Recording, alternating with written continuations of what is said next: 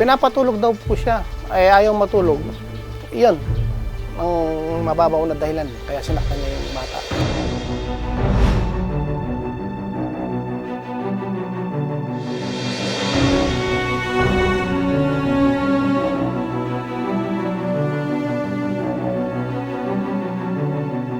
Tinanong ko yung anak ko, tuwing magmamadyong pala yan ikinukulong sa CR.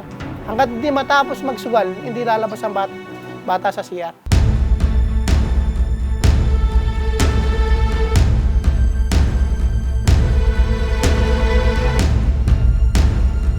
Nung malaman namin, tapos na tumakbo na lang yung batang palabas. Nakita nung lolo niya, yung lolo ang nakakita.